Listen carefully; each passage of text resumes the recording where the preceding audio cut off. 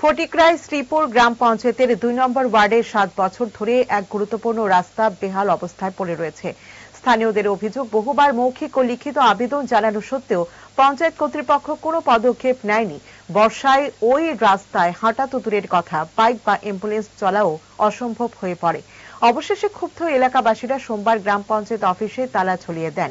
তারা জানান, জনগণের ভোটে নির্বাচিত প্রতিনিধি যদি জনগণের ন্যূনতম প্রয়োজনীয় সাড়া না দেয়, তবে সেই অফিসের দরজা খোলার দরকার নেই।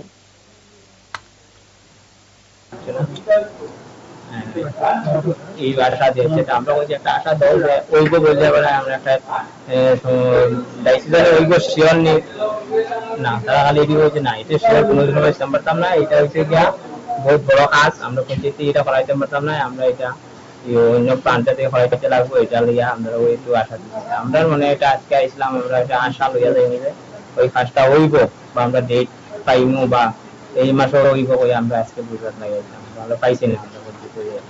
আমরা চাই, আমরা এখন সিজনও বুঝি না, বর্ষা বুঝি না, আমরা চাই আমরা রাস্তাটা যেমন তেমন ঠিক হইতে হবে, গাড়ি ঘোড়া চলতো। আমরা রাস্তাটা কোনো দিকে খোলা নেই, দুইটা মুখ আছে, কোনো দিকে বন্ধ, কোনো খোলা গাড়ি একটা লইয়া ঢোকার মতো সম্ভাবনা নাই, এমন অবস্থা হয়েছে এটা।